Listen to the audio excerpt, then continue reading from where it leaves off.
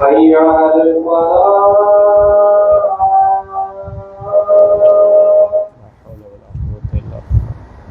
حي على الفلاح لا حول ولا قوة إلا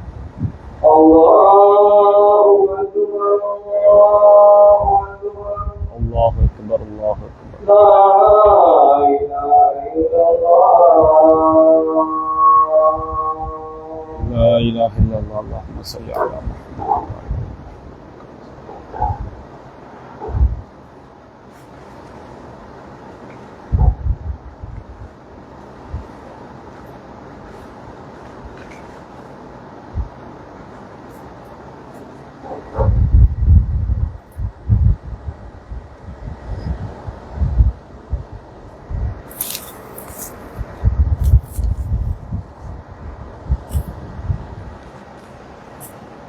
إن الحمد لله نحمده ونستعينه ونستغفره ونعوذ بالله من شرور أنفسنا ومن سيئات أعمالنا من يهده الله فلا مضل له ومن يضلله فلا هادي له وأشهد أن لا إله إلا الله وحده لا شريك له وأشهد أن محمدا عبده ورسوله أما بعد.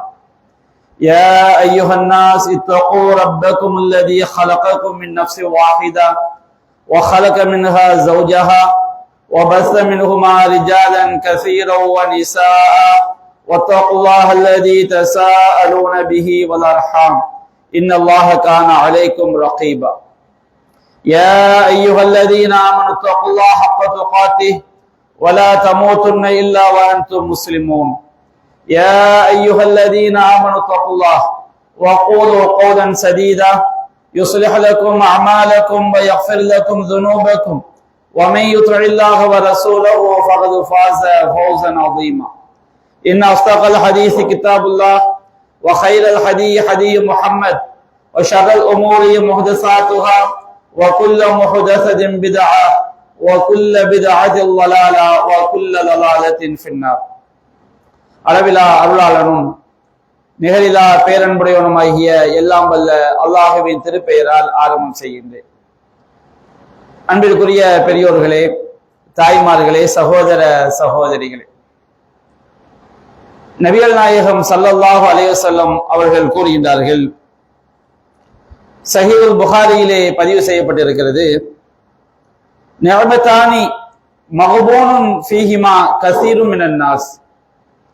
இரண்டு அருள்கொடைகள் இருக்கிறது. அருள்கொடைகள் என்று சொன்னால் அல்லாஹ் ரப்பல் ஆலமீன் அவனுடைய தன்னுடைய கருணையினால் நமக்கு செய்யக்கூடிய நன்மைகளுக்குத்தான் அருள்கொடைகள் என்று சொல்லப்படும். நபிகள் நாயகம் சொன்னார்கள், இரண்டு அருள்கொடைகள் விஷயத்தில் அதிகமான மனிதர்கள், இவ்வுலகில் வாழக்கூடிய அதிகமான மனிதர்கள் நஷ்டவாதிகளாகவே இருக்கிறார்கள். அந்த இரண்டு அருள்கொடைகளையும் அவர்கள் முறையாக பயன்படுத்திக் கொள்வதில்லை. அந்த இரண்டு அருள்கொடைகள் என்ன? நபிகள் நாயகம் ஸல்லல்லாஹு அலைஹி வஸல்லம் சொன்னார்கள், அஸ்ஸிஹ்ஹத்து வல் ஃபராக், உடல் ஆரோக்கியமும் ஓய்வும் என்று நபிகள் நாயகம் ஸல்லல்லாஹு அலைஹி வஸல்லம் அவர்கள் நமக்கு சொல்லித் தருகின்றார்கள். பொதுவாக இன்றைக்கு உலக வாழ்க்கையிலே உடல் ஆரோக்கியம் என்பது மிக மிக முக்கியமானதாக பார்க்கப்படுகிறது. இதன் காரணமாகத்தான் எந்த நாட்டு அரசாங்கமாக இருந்தாலும் உடல் ஆரோக்கியத்திற்காக சுகாதாரத்துறை என்ற ஒரு தனி அமைச்சகத்தையே உண்டாக்கி இருக்கின்றார்கள்.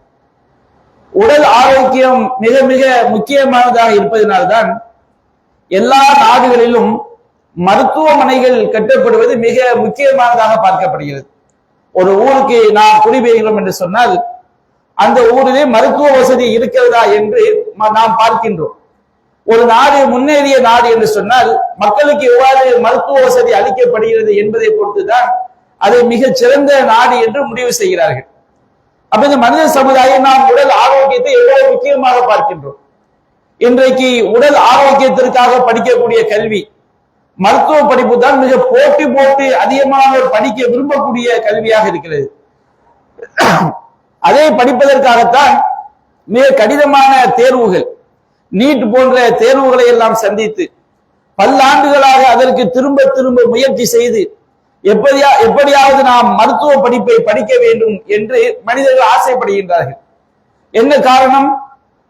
மனித உடல் ஆரோக்கியத்திற்கு இந்த மனித சமுதாயம் வழங்கக்கூடிய முக்கியத்துவத்தின் காரணமாகத்தான் மருத்துவ படிப்புக்கு அதிகமான மனிதர்கள் அதை படிப்பதற்கு ஆசைப்படுவதை பார்க்கின்றோம். அப்ப உடல் ஆரோக்கியம் என்பது மிக மிக முக்கியமான ஒன்று.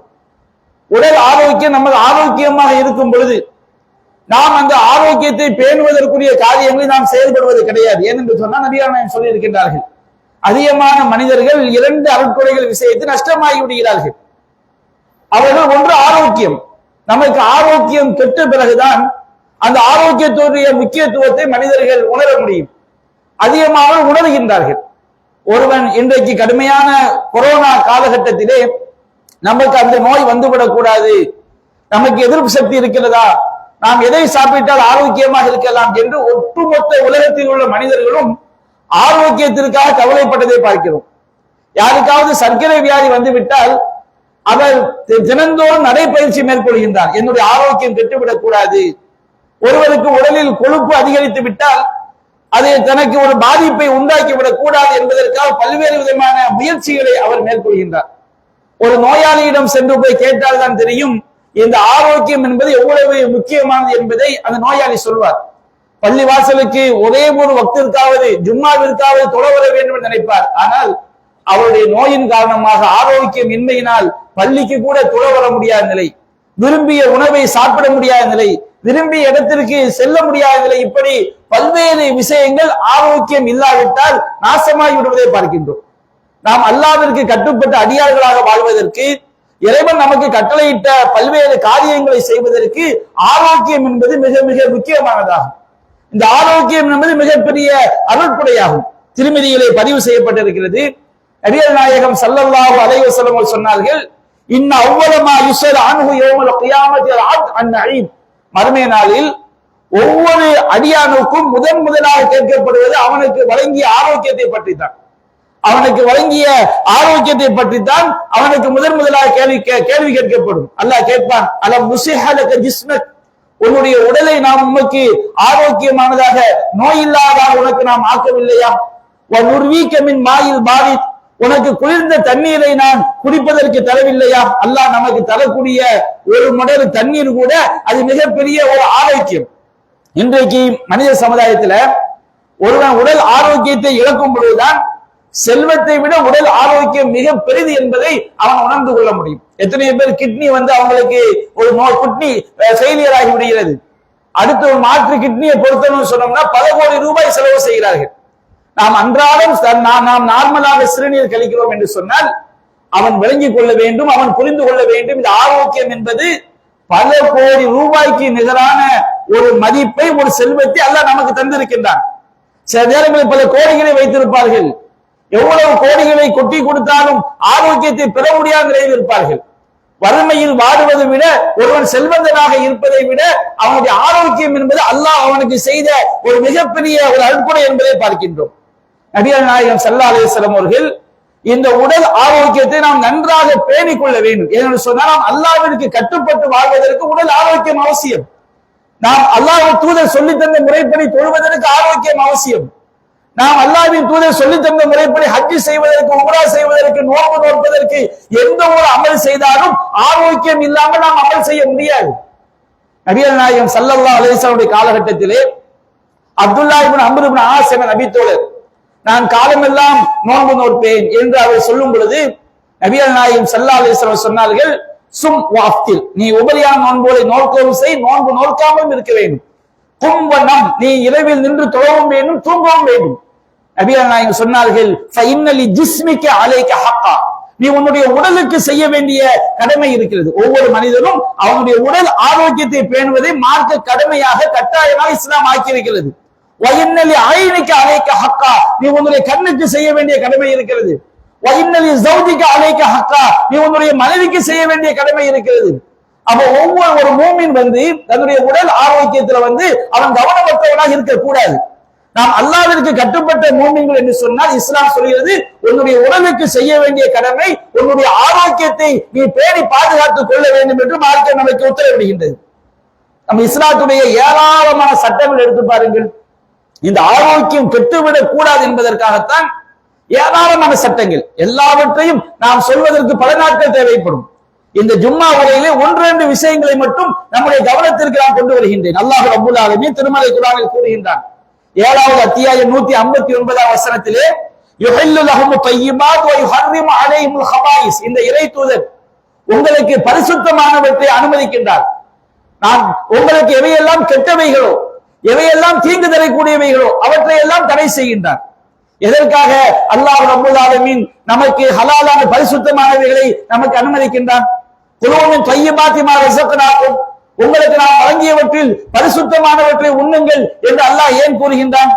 பரிசுத்தமான முறையில் சம்பாதிக்கவும் வேண்டும். நாம் சாப்பிடக்கூடிய உணவுப் பொருட்களும் பரிசுத்தமானவையாக இருக்க வேண்டும். ஹுர்ரிமத் அலைக்குமுல் மைத்தத்து வத்தமு வலஹமுல் ஹன்ஸீர் வமா உஹில்ல லிகைரில்லாஹி பிஹி, தானாக செத்தவைகள், அதே போன்று ஓட்டப்பட்ட ரத்தம், பன்றியின் இறைச்சி, இறைவன் அல்லாதவர்களுக்காக அறுத்து பலியிடப்பட்டவை, வல் முன்ஹனிகத்து கழுத்து நெரித்து கொல்லப்பட்டவை, வல் மௌகூதத்து அடிபட்டு செத்தவை, வல் முத்தரத்தியத்து ஒரு மேலிருந்து விழுந்து உருண்டு செத்தவை, வல் நத்தீஹத்து அதே போன்று ஒன்றை கொன்று முட்டி கொண்டு செத்தவை, வமா அக்கல சபு வனவிலங்குகள் சாப்பிட்டு செத்தவை, இவையெல்லாம் உங்களுக்கு ஹராமாக்கப்பட்டிருக்கிறது. இவற்றையெல்லாம் நீங்கள் சாப்பிடார்கள், தானாக செத்தவற்றை சாப்பிடாதீர்கள் என்று மார்க்கம் எதற்காக சொல்லி காட்டுகிறது? நம்முடைய உடல் ஆரோக்கியத்தை பாதுகாக்க வேண்டும், நாம் ஆரோக்கியமானவர்களாக இருக்க வேண்டும் என்பதற்காகத்தான் இஸ்லாமிய மார்க்கம் நீங்கள் பரிசுத்தமானவற்றை சாப்பிடுங்கள் என்று இஸ்லாம் சொல்லி காட்டுகிறது. நமக்கு எதுவெல்லாம் கேடு விளைவிக்குமோ அவற்றையெல்லாம் இஸ்லாம் தடை செய்கிறது. இஸ்லாம் மதுவை தடை செய்கிறது. எதற்காக? அது நம்முடைய உடல் நலனை பாதிக்கும், நம்முடைய மனநலனை பாதிக்கும், சமுதாயத்திற்கு மிகப்பெரிய கேடாக அமையும். நபிகள் நாயகம் ஸல்லல்லாஹு அலைஹி வஸல்லம் சொன்னார்கள், குல்லு முஸ்கிரின் ஹராம், போதை தரக்கூடிய எல்லாமே ஹராம். திருமறை குர்ஆன் அல்லாஹ் சொல்லி காட்டுகிறான், யஸ்அலூனக அனில் ஹம்ரி வல் மைஸிர், நபியே மதுவை பற்றியும் சூதாட்டத்தை பற்றியும் கேட்கின்றார்கள். குல், நபியே நீங்கள் சொல்லுங்கள், ஃபீஹிமா இஸ்முன் கபீர், அந்த இரண்டிலும் மிகப்பெரிய பாவங்கள் இருக்கிறது. இஸ்முஹுமா அக்பர் மின் நஃபரிஹிமா, அந்த இரண்டில் உள்ள நன்மைகளை விட அந்த இரண்டில் உள்ள தீமைகள், பாவங்கள், கேடுகள் அதிகம் என்று அல்லாஹ் சொல்லி காட்டுகின்றான். மதுவினால் நம்முடைய உடல் ஆரோக்கியம் கெட்டு விடுகிறது. இன்றைக்கு பார்க்கிற எத்தனையோ குடும்பங்கள் முதுமை சரியான சொன்னார்கள், முதுமின் ஹம்ர், தொடர்ச்சியாக மது அருந்தக்கூடியவன் சொர்க்கத்தில் நுழைய மாட்டான் சொன்னார்கள். என்ன காரணம்? அந்த மது என்பது அவனுடைய உடல் ஆரோக்கியத்தை கெடுக்கும் பொழுது அவன் இறைவனுக்கு கட்டுப்பட்ட அடியானாக வாழ முடியாது. அவருடைய குடும்பத்திற்கு அது பாதிப்பாக அமைகிறது, இறை கட்டளையை மீறியதாக அமைகிறது.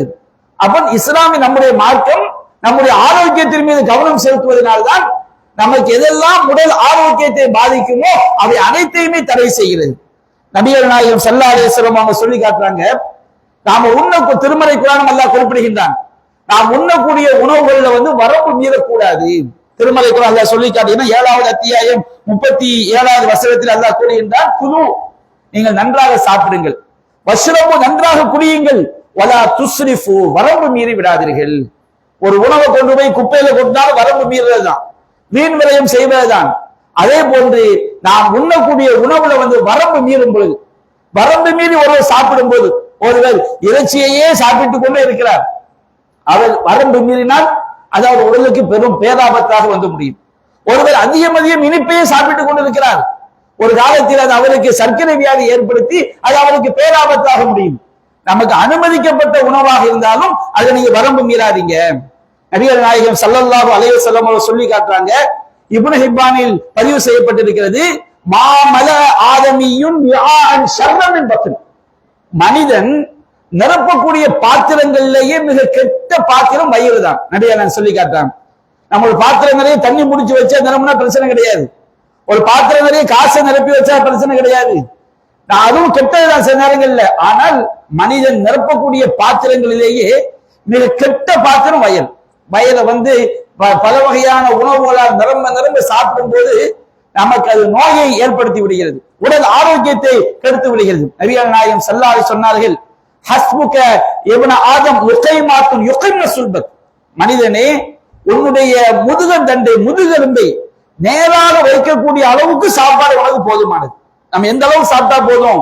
தடுமாறாம ஸ்ட்ராங்கா உழைக்கிற அளவுக்கு நம்ம நேராக நடப்பதற்கு, ரொம்ப சோர்ந்து போய் விழுந்துடாம, நம்ம ஒரு நோயாளியா ஆகிவிடாமல் நாம் ஆரோக்கியமாக வாழ்வதற்கு தகுந்த உணவை நீ சாப்பிடு. நீ அதிகமாக சாப்பிட விரும்பினால், நபியா நான் சொல்றாங்க, நீ அதிகமாக சாப்பிட விரும்பினால் சுலுசு தஆமின், நம்முடைய வயிற்றை மூன்றாக பிரித்து மூன்றில் ஒரு பகுதி உணவுக்காக வைத்துக்கொள். சுலுசு ஷராபின், மூன்றில் ஒரு பகுதி நீராகாரங்களுக்காக. பல்வேறு நீராகாரங்கள் நாம் குழம்பாக நீராகாரங்களை பயன்படுத்துகிறோம், ரசத்தை குடிக்கிறோம், சூப்பை குடிக்கிறோம். நீராகாரங்களுக்காக மூன்றில் ஒரு பகுதியை நீ வைத்துக்கொள். சுலுசு நஃபஸின், மூன்றில் ஒரு பகுதியை மூச்சு விடுவதற்காக வைத்துக்கொள். சாப்பிட்டு மூச்சு விட முடியாத அளவுக்கு நீ சாப்பிடாதீங்க. நம்ம ஆரோக்கியமாக இருக்கும்போது எப்படி நார்மலா மூச்சு விடுறோமோ அந்த அளவுக்கு சாப்பிட்டு முடித்த பிறகும் மூச்சு விடக்கூடிய அளவுக்கு என்ன செய்யுங்கள், சாப்பிடுங்கள். 2 போய் சாப்பிடுங்க. 3 வயது முழுவதையும் நாம் நிரப்பும் பொழுது என்ன ஆகிறது? அது மார்க்கத்தில் தடை செய்யப்பட்ட ஒன்று இல்ல, அது நம்முடைய ஆரோக்கியத்திற்கு பாதிப்பாக வந்து முடியும். 2 போதியை நாம நிரப்பி விட்டாலே நம்முடைய பசி அடங்கிவிடும், நம்முடைய வயிறு நிரம்பிவிடும். அப்ப இஸ்லாமிய மார்க்கம் நம்முடைய ஆரோக்கியத்தை மிக கவனம் செலுத்துகிறது. இன்றைய உலகத்துல பாருங்க, ஆரோக்கியம் கெடுவதற்கு மிக முக்கியமான விஷயம் என்ன? சுகாதாரமின்மை. எங்க பார்த்தாலும் கழிவு நீர் ஓடுவது, அழுக்கான ஆடைகள் அணிவது, குளிக்காமல் இருப்பது, பல் துலக்காமல் இருப்பது. நம்முடைய மார்க்கம் நமக்கு மார்க்க கடமையாக ஆக்கி ஆரோக்கியம் என்பது மிகப்பெரிய அருட்கொடை, அதை நாம் இழந்துவிடக் கூடாது என்பதற்காக மிகப்பெரிய ஒரு அருளாக நம்முடைய மார்க்கம் நமக்கு சொல்லி காட்டுகிறது. நபிகள் நாயகம் ஸல்லல்லாஹு அலைஹி வஸல்லம் சொன்னார்கள், சஹீஹ் முஸ்லிமில் பதிவு செய்யப்பட்டிருக்கிறது, அத்தஹூர் ஷத்ருல் ஈமான், தூய்மை என்பது ஈமானின் பாதி என்று மார்க்கம் சொல்லி காட்டுகிறது. ஈமான் இறை நம்பிக்கையாளர் என்பது எல்லா விஷய கொள்கை, தௌஹீத் கலிமா என்பது கலிமத்து தய்யிபா, பரிசுத்த கொள்கை, ஷிர்க் வைக்க கூடாது என்பது. அதே போன்ற ஒரு மூமின் என்பவன் எல்லா விஷயத்திலும் தூய்மையாக இருக்க வேண்டும். நபி அல்லாஹ் ரப்பல் ஆலமீன் சொல்கின்றான், இன்னல்லாஹ யுஹிப்புத் தவ்வாபீன வ யுஹிப்புல் முத்தத்தஹிரீன், பாவத்திலிருந்து தூய்மையாகக்கூடிய பாவ மன்னிப்பு கோரக்கூடியவர்களையும் பரிசுத்தமானவர்களையும் அல்லாஹ் நேசிக்கின்றான். நபிகள் நாயகம் சொன்னார்கள், சஹீஹ் முஸ்லிமிலே பதிவு செய்யப்பட்டிருக்கிறது, அய்யுஹன்னாஸ், மக்களே, இன்னல்லாஹ தய்யிபுன், அல்லாஹ் பரிசுத்தமானவன், யுஹிப்புத் தய்யிப், அல்லாஹ் தூய்மையை அல்லாஹ் விரும்புகிறான், அல்லாஹ் தூய்மையானவன். எல்லா விஷயத்திலும் நம்முடைய ஆடைகள், உணவு பழக்க வழக்கங்கள், நம்முடைய நம்பிக்கைகள், நம்முடைய சுற்றுப்புறங்கள், எல்லா விஷயத்திலும் அல்லாஹ் தூய்மையை விரும்புகிறான் என்று நம்முடைய மார்க்கம் தூய்மைக்கு வழிகாட்டுகிறது. தூய்மையான ஆடை அணியுமாறு சொல்லுகிற தூய்மையான ஆடை என்பது அது நமக்கு ஆரோக்கியத்திற்கு வழிகாட்டக்கூடியது. நபிகள் நாயகம் ஸல்லல்லாஹு அலைஹி வஸல்லம் திருமறை குர்ஆனில் சொல்லி காட்டுகின்றான், வஸியாபக ஃபதஹிர், நபியே உமது ஆடையை பரிசுத்தமாக வைத்துக் கொள்வீராக. இது உள்ளம் என்ற ஆடை, ஷிர்க் என்ற இணை வைப்பிலிருந்து உள்ளம் என்ற ஆடையை பரிசுத்தமாக வைத்துக் கொள்வதையும் குறிக்கும், நம்முடைய நாம் அணியக்கூடிய ஆடையை பரிசுத்தமாக வைத்துக் கொள்வதையும் குறிக்கும். நபிகள் நாயகம் ஸல்லல்லாஹு அலைஹி வஸல்லம் சொன்னார்கள், அகமதிலே பதிவு செய்யப்பட்டிருக்கிறது, இல்பசு சியாபல் பயால், நீங்கள் வெண்மையான ஆடைகளை அணியுங்கள். வெண்மையான ஆடை என்றால் வெண்மை நிறமுள்ள ஆடை, வெண்மையான ஆடை. அழுக்குப்பட்ட உடனே காட்டி கொடுக்கும் பாருங்க, அந்த மாதிரி ஆடைகளும் வெண்மையான ஆடைகள். நபியா சொன்னாங்க, என்ன காரணம்? ஃபஇன்னஹா அத்ஹர் வாத்தியம், வெண்மையான ஆடைகள் தான். நமக்கு ஒரு வெண்மை இல்லாத ஆடைகளை அணியலாம். எதற்காக அணிவாங்க? அதிகமா எதற்காக அணிவோம்? வெண்மை இல்லாத ஒரு ப்ளூ கலர் ட்ரெஸ் சட்டையை போட்டுக்கிட்டோம்னா என்ன அழுக்குப்பட்டாலும் தெரியாது. ஒரு ப்ளூ கலர் ஃபேண்டை போட்டா என்ன அழுக்குப்பட்டாலும் தெரியாது. என்ன ஒரு அது எவ்வளவு அழுக்காக இருந்தாலும் மக்களுக்கு மத்தியில அது பரிசுத்தமானதா தெரியும். ஆனால் உண்மை நம்ம சுத்தமா இருக்கிற மாதிரி அது நமக்கு ஆரோக்கியம். அப்ப நபிகள் நாயகம் சொல்றாங்க, நீங்க வெண்மையான ஆடை அணியுங்க, அதுதான் பரிசுத்தமானது, அதுதான் தூய்மையானது. வெண்மையான ஆடையிலேயே உங்களை இறந்தவர்களுக்கு நீங்கள் கஃன் நீங்கள் நபிகள் நாயகம் சொல்லி காட்டுறாங்க. அதே போன்று அபூதாவுதுல பதிவு செய்யப்பட்டு நபிகள் நாயகம் ஸல்லல்லாஹு ஒரு மனிதரை பார்க்கிறாங்க, தலையெல்லாம் புழுதி படிஞ்சு பரட்ட தலையா, ஏழ்மையினால வறுமையினால இல்ல, அவருக்கு என்ன இருக்குது? வசதி இருக்குது, ஆனா பரட்ட தலையா இருக்கிறாரு. நபிகள் நாயகம் ஸல்லல்லாஹு அந்த மனிதரை நோக்கி கேட்டார்கள், அமா கானஹாத யஜிது மா யுஸக்கினு பிஹி ஷஅரஹு, இந்த மனிதர் தன்னுடைய தலைமுடியை படிய வைக்கக்கூடிய ஒரு பொருளை பெற்றுக் கொள்ளவில்லையா? இன்னொரு சஹாபியை பார்க்கலாங்க, அழுக்கான ஆடையோடு இருக்கிறார்கள். நபிகள் நாயகம் கேட்டார்கள், அமா கானஹாதா மா யகுஸிலு பிஹி ஸௌபஹு, இந்த மனிதர் தன்னுடைய ஆடையை துவைக்கக்கூடிய ஒரு பொருளை பெற்றுக் கொள்ளவில்லையா? தமிழ்ல சொல்லுவாங்களா இல்லையா, கந்தையானாலும் கசக்கி கட்டி, கிழிஞ்ச ட்ரெஸ்ஸா இருந்தாலும் நல்ல கழுவி தூய்மையாக்கி நீ அதை அணிந்து கொள். தூய்மையான ஆடை என்பது நமக்கு உடல் ஆரோக்கியத்திற்கு மிக முக்கியமானது. அப்ப இஸ்லாமுக்கு மார்க்கமாக வழிகாட்டிய தூய்மையான ஆடையை நீங்கள் அணியுங்கள் என்று இஸ்லாம் சொல்கிறது. அதே போன்று நீங்க இந்த பல்லாஸ்பத்திரிக்கு போய் பாருங்களேன். பல்லாஸ்பத்திரியில ஒரு விளம்பரம் போட்டிருப்பாங்க, எல்லா நோய்களுக்கும் பிறப்பிடம் வாய்தான், உங்கள் வாயை என்ன செஞ்சுக்கிடுங்க, பரிசுத்தமாக வைத்துக் கொள்ளுங்கள். இஸ்லாம் பல் துலக்குதல் இருக்கு பாருங்க, இது நம்முடைய பெரும்பான்மையான நோய்களை நம்மை பாதுகாக்கிறது. நபிகள் நாயகம் ஸல்லல்லாஹு அலைஹி வஸல்லம் சொன்னாங்க, லௌலா அஷுக்க அலா அன் அஷுக்க அலா உம்மத்தி, என்னுடைய உம்மத்துக்கு சிரமம் இல்லாமல் இருக்கும் என்றால் அமர்த்துஹும் பிஸ்ஸிவாக்கி அலா குல்லி ஸலாத்தி, எல்லா தொழுகையிலும் பல் துலக்குமாறு உத்தரவிட்டு இருப்பேன். நமக்கு பல் துலக்க ரொம்ப சிரமமான விஷயமா இருக்கு. நான் கூட ஒரு நேரத்தில் என்ன செஞ்சு சொன்னோம்னா, காலையில பேஸ்ட் வச்சு பல் துளைக்கிட்டு நல்ல வெளிநாட்டில இருந்து ஒரு ஆலம்பூச்சி மாதிரி பல் துலக்க சிவாக்கு இருக்கு பாருங்க, அதை வைத்துக் கொண்டு ஐவேளை தொழுகையிலும் பல் துளைக்கி கொண்டு இருந்தேன். அது ரொம்ப சிரமமான காரியம். ஆனால் அவ்வளவு நமக்கு ஒரு வாய்க்கு ஒரு பரிசுத்தத்தை, ஒரு திருப்திய, நோய்கள் நம்ம என்ன செய்ய காப்பாற்றும். நபிகள் நாயகம் ஸல்லல்லாஹு அலைஹி வஸல்லம் சொன்னார்கள், அஸ்ஸிவாக்கு மத்ஹரத்துன் லில் ஃபமி வ மர்லாத்துன் லிர்ரப், பல் துலக்குதல் என்பது வாய்க்கு பரிசுத்தத்தையும் அல்லாஹ்வுடைய திருப்தியையும் பெற்றுத்தரும். பல் துலக்குதல் என்பது நமக்கு நம்முடைய வாயை நோய்களிலிருந்து என்ன செய்யும், அது பரிசுத்தமானதாக அது வைத்திருக்கும். நோய்களிலிருந்து நம்முடைய வாயை பாதுகாக்கும். இன்னும் சொல்ல போனால் பல் துலக்குதல் என்பது நம்முடைய எந்த அளவிற்கு நாம் அதிகமாக பல் துலக்குகிறோமோ, இன்றைக்கு கூட என்ன சொல்றாங்க, நாம பயன்படுத்தக்கூடிய பேஸ்ட் இருக்கு பாருங்க, அதுல அதிகமா கெமிக்கல் இருக்குது, அதை ஒரு தடவை மட்டும் யூஸ் பண்ணுங்க, 2 தடவை மட்டும் யூஸ் பண்ணுங்கிறாங்க. ஆனால் நபிகள் நாயகம் காலத்துல பல் துலக்குவதற்கு பயன்படுத்திய குச்சி இருக்கு பாருங்க, அந்த கருவேல மரத்தினுடைய குச்சி, அது போன்றைக்கு நிறைய வந்திருக்கிறது. அந்த குச்சிகளை வைத்து நாம் பல் துலக்கும் பொழுது நம்முடைய பற்களுக்கு அது ஒரு வலிமையை தருகிறது.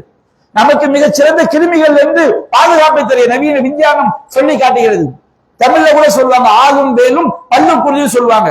ஆலமர குச்சியும் வேலமர குச்சியும் அது பற்களை பாதுகாக்கக்கூடியது, நோய்களிலிருந்து நம்மை பாதுகாக்கக்கூடியது. நம்முடைய மார்க்கம் நம்முடைய வாயை பல் துலக்குவதை பரிசுத்தமாக வைத்திருக்க வேண்டும் என நமக்கு உத்தரவிடுகிறது. இன்றைக்கு பலரும் நம்ம பக்கத்துல வாய் துர்நாற்றத்தோடு வந்துட்டா வச்சுக்கணும். பொதுவாக மனிதர்களுக்கு நம்ம தண்ணி குடிக்காட்ட வாய் துர்நாற்றம் இருக்கும், சிலருக்கு இயற்கையாகவே இருக்கும். ஆனால் பல் துலக்காமல் வாய் துர்நாற்றத்தோடு அருகில் வரக்கூடிய மனிதர்களை வெறுப்பார்கள். நம்ம பிள்ளையை கொடுக்கறதுக்கு கூட யோசனையா இருக்கு, முத்தம் சுத்தம் கொடுத்துட்டா என்ன ஆகுறது, அவன் உள்ள நோய் வந்துட்டா என்ன ஆகுறது, இப்படி ஒரு பெரிய ஒரு பாதிப்பு நம்முடைய வாய் சுத்தம் இல்லாமல் இருக்கும்போது ஏற்படும். கணவன் மனைவி கூட ஒருவரை ஒருவர் வெறுக்கக்கூடிய நிலைமை என்ன செய்ய உண்டாகும். ஆனால் பல் துலக்குதல் என்பது நமக்கு மிகப்பெரிய பரிசுத்தத்தை, ஆரோக்கியத்தை பெற்று தருமே இஸ்லாம் சொல்லி காட்டுகிறது. நபிகள் நாயகம் ஸல்லல்லாஹு அலைஹி வஸல்லம் சொல்லி காட்டுறாங்க, சஹீஹுல் புகாரில பதிவு செய்யப்பட்டிருக்கு, இயற்கையான சுன்னத்துகள். இந்த இயற்கையான சுன்னத்துகள் எல்லாமே நம்முடைய ஆரோக்கியத்துக்காக தான். 5 இயற்கையான சுன்னத்துகளை இஸ்லாம் சொல்லி காட்டுகிறது. ஒண்ணு என்ன, அது ஹிதான், அதாவது குழந்தைகளுக்கு சுன்னத் செய்யறது, ஹத்தனா பண்றது, இது ஒரு சுன்னத். இதுல உள்ள ஆரோக்கியம் இருக்குமா, சுப்ஹானல்லாஹ். இந்த ஹத்தனா பண்ணாத அவங்களுக்கு ஏற்படக்கூடிய அந்த நோய்கள், சுத்தமின்மை, அதை நம்ம பயான்ல சொல்ல முடியாது. இந்த ஹத்னாவுல அவ்வளவு பெரிய ஒரு ஆரோக்கியம் மனிதனுக்கு என்ன செய்கிறது, கிடைக்கிறது.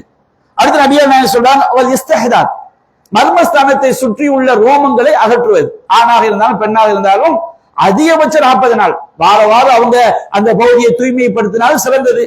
அப்ப இந்த மாதிரி அதிகபட்சம் 40 நாளைக்கு மேல என்ன செஞ்சிடக்கூடாது, மர்மஸ்தானத்தை சுற்றி உள்ள ரோமங்கள், அது போன்று அக்குள் பகுதிய ரோமங்களை, மீசையை அப்படியே வெட்டாமல் விடுவது மார்க்கம் தடுக்குது. அது நபியான சொல்லி காட்டுறாங்க, மீசையை ஒட்ட நறுக்குவது. மீசையை பெரிதாக வைத்துக் கொண்டு அதுல ஏராளமான அழுக்குகள் உள்ளடங்கியது இஸ்லாம் விரும்பல. மீசையை ஒட்ட இஸ்லாம் நறுக்க சொல்லுகிறது. தக்லீம் அல்ஃபார், நகங்களை ஒட்ட நறுக்குவது, நகத்தை பெரிதாக வளர்ப்பதினால் அதுல போய் பலவிதமான அழுக்குகள், கிருமிகள் தங்கி இருந்து அதனால பல பாதிப்புகள் ஏற்படுகிறது. இஸ்லாம் ஆரோக்கியத்திற்காக நீங்க நகங்களை ஒட்ட நறுக்குங்க நபியான சொல்லி காட்டுறாங்க. அதே போன்று ஒரு நத்துஃபுல் ஆபாத், அக்குள்ள உள்ள ரோமங்களை நீக்க வேண்டும், அதனால் ஏற்படக்கூடிய துர்நாற்றங்கள், அதனால் ஏற்படக்கூடிய நோய்கள். இஸ்லாம் நாம் ஆரோக்கியத்தை இழந்துவிடக் கூடாது, அது ஒரு மிகப்பெரிய அருட்கொடை, அதை நாம் பாதுகாத்துக் கொள்ள வேண்டும் என்பதற்காகத்தான் இத்தகைய வழிமுறைகளை எல்லாம் நமக்கு சொல்லி காட்டுகிறது. நபிகள் நாயகம் ஸல்லல்லாஹு அலைஹி வஸல்லம் சொன்னார்கள், நீங்க இதா இஸ்தைகர அஹதுக்கும் மின் நௌமிஹி, உங்களை ஒருவர் தன்னுடைய தூக்கத்திலிருந்து கண் விழித்தால் ஃபலா யக்மிஸ் யதஹு ஃபில் இனாயி ஹத்தா யக்தஸில ஸலாஸ, 3 தடவை கையை கழுவாம பாத்திரத்துக்குள்ள என்ன செஞ்சிடாதீங்க, கையை விட்டாதீங்க. ஃபஇன்னஹு லா யத்ரி ஐன பாத்தத் யது, அற்புதமான வார்த்தை, இலக்கியமான வார்த்தை. இதற்கு மேல நாம் விவரிச்சு சொன்னது அசிங்கமாகிவிடும். நபிகள் சொன்னார்கள், அவனுடைய இரவில் அவன் தூங்கும் போது அவன் கை எங்கே தங்கி இருந்தது என்பதை அவன் அறிய மாட்டான். நபிகள் சொல்லிக்காட்டு. எதற்காக? நம்ம தூங்கும் போது நம்முடைய கைகள் பல்வேறு இடங்கள்ல பட்டிருக்கும். அப்ப நீங்க தூங்கி எழுந்தீங்க சொன்னோம்னா நீங்க என்ன செய்யுங்க, நன்றாக கைகளை கழுவிய பிறகுதான் நீர் பாத்திரத்திற்குள் கையை விட வேண்டும். சுத்தமாக கழுவிய பிறகுதான் நீர் பாத்திரத்திற்குள் கையை விட வேண்டும். தூங்கி எழுந்தால் மூக்க நல்ல சீண்ட சொல்றாங்க ரசூல் ஸல்லல்லாஹு அலைஹி வஸல்லம். அவனுடைய மூக்கந்தண்டை ஷைத்தான் குடியிருந்தான். நம்முடைய மூக்கில் உள்ள அழுக்குகள் நமக்கு பெரிய பாதிப்பு. அல்லாஹ் ரப்பல் ஆலமீன் சுவாசிக்கும் போது காற்றில் உள்ள அழுக்குகளை வடிகட்டுவதற்காக நம்முடைய நாசியினுடைய தசையை அல்லாஹ் சிறப்பாக படைத்திருக்கிறான். எபித்தீலியத்திஸ். அப்படி நம்ம காற்றை சுவாசிக்கும் போதே அது என்ன செய்யப்படுகிறது, பல அழுக்குகள் வடிகட்டப்படுகிறது. அப்ப நீங்க ஒழு செய்யும் போது நன்றாக என்ன செய்யுங்கள், மூக்கை சீண்டிக் கொள்ளுங்கள், மூக்குள் உள்ள அழுக்குகளை நீங்கள் நீக்கிக் கொள்ளுங்கள். எதற்காக? நம்முடைய ஆரோக்கியத்திற்காகத்தான். நபிகள் நாயகம் சொன்னார்கள், உஸ்லு யௌமில் ஜும்ஆத்தி, வெள்ளிக்கிழமை ஜும்மாக்கு எல்லாரும் கூட்டமா தொழ வர்றோம். உஸ்லு யௌமில் ஜும்ஆத்தி வாஜிபுன் அலா குல்லி முஹ்தலிமின், வெள்ளிக்கிழமை ஜும்மாவிற்காக வரும்போது குளிப்பது எல்லா பருவமடைந்த அனைவருக்கும் அது வலியுறுத்தப்பட்டது. ஏனென்றால் குளிக்காமல் வந்தாலும் மார்க்கம் தடுக்கவில்லை, ஆனால் மிக மிக வலியுறுத்துகிறது. உஸ்லு யௌமில் ஜும்ஆத்தி வாஜிபுன் அலா குல்லி முஹ்தலிமின், பருவமடைந்த ஒவ்வொரு ஆணாக இருந்தாலும் சரி பெண்ணாக இருந்தாலும் சரி, வெள்ளிக்கிழமை ஜும்மாக்கு பள்ளிக்கு வர்றோமா எல்லோரும் கூடக்கூடிய இடம், அந்த ஆரோக்கியம் பேணப்பட வேண்டும். நம் மூலமா இன்னொருவர் பாதிப்படைந்து விடக் கூடாது என்பதற்காக இஸ்லாம் என்ன செய்கிறது, வெள்ளிக்கிழமை குளிப்பதை நம்ம கட்டாயமாக்கிறது.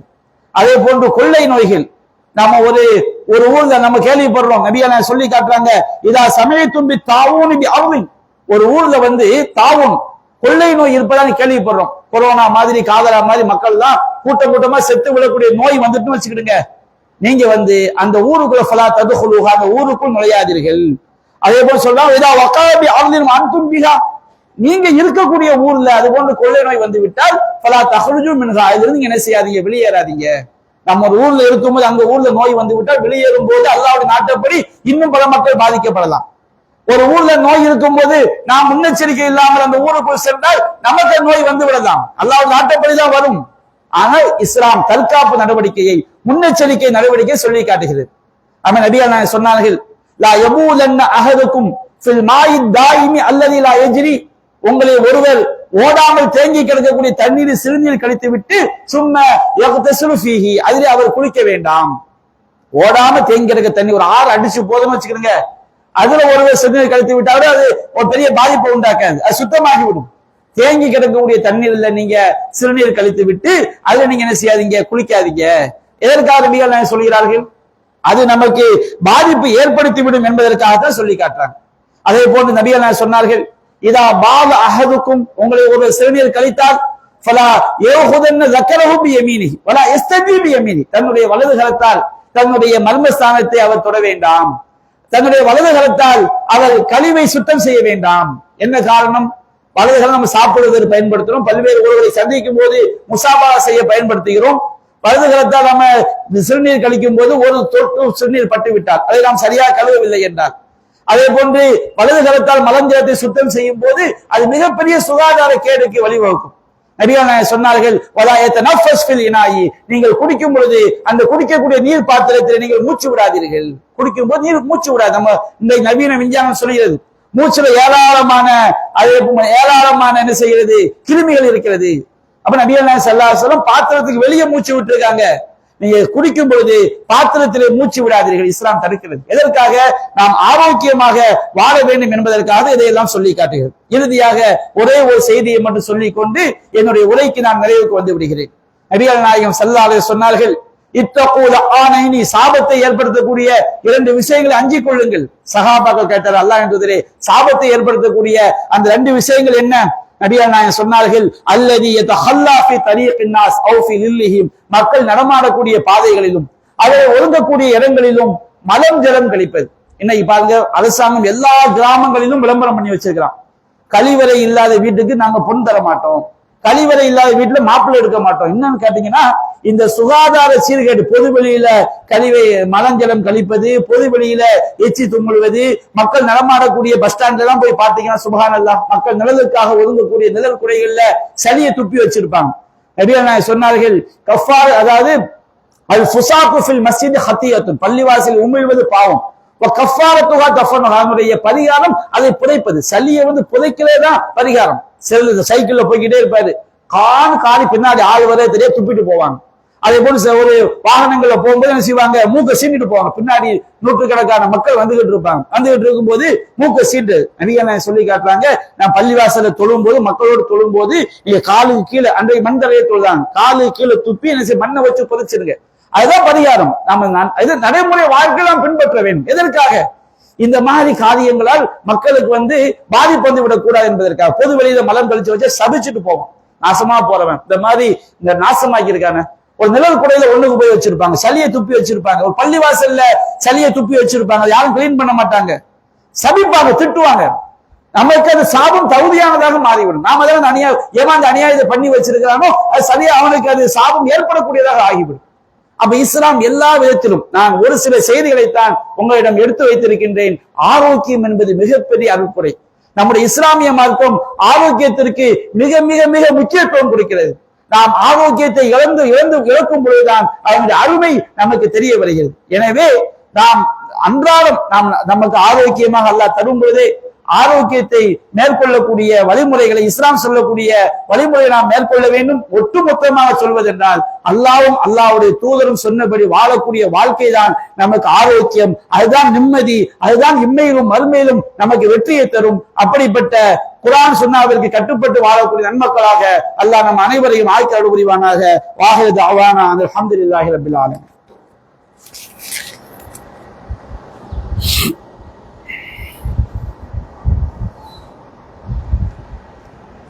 الحمد لله رب العالمين نحمده ونستعينه ونستغفره ونعوذ بالله من شرور أنفسنا ومن سيئات أعمالنا من يهده الله فلا مضل له ومن يضلله فلا هادي له وأشهد أن لا إله إلا الله وحده لا شريك له وأشهد أن محمدا عبده ورسوله أما بعد. அன்பிற்குரிய சகோதரர்களே, அல்லாஹ் ரப்புல் ஆலமீன் திருமறை குர்ஆனில் கூறுகின்றான், வல்லாஹு ஹலகக்கும் மின் துஅஃபின், அல்லாஹ் உங்களை பலவீனத்திலிருந்து அல்லாஹ் படைத்தான். சும்ம ஜஅல மின் பஅதி துஅஃபின் குவ்வா, பிறகு பலவீனத்திற்கு பிறகு உங்களுக்கு வலிமையான பருவத்தை அல்லாஹ் ஏற்படுத்தினான்.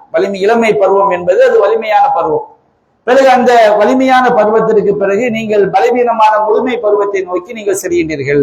அப்ப இந்த இளமையான பருவம் என்பது நம்முடைய வாழ்க்கையில மிக முக்கியமான ஒரு பருவம். இளமையை தொலைத்தவர்களுக்கு தான் அந்த இளமையுடைய அருமை தெரியும். இளமை என்பது ஆரோக்கியத்தினுடைய உச்சகட்டத்தில் வாழக்கூடிய ஒரு காலகட்டம். இந்த இளமையில் ஒருவன் ஆரோக்கியத்தை பேணிக் கொண்டால் அவன் முதுமை பருவத்திலும் ஆரோக்கியமானவனாக என்ன செய்யலாம், இருக்கலாம். இஸ்லாம் சொல்லக்கூடிய அடிப்படையிலே ஒருவன் இளமை பருவத்தை கழித்தால் அவன் முதுமை வரை தன்னுடைய ஆரோக்கியத்தை பேணிக் கொள்ளலாம்.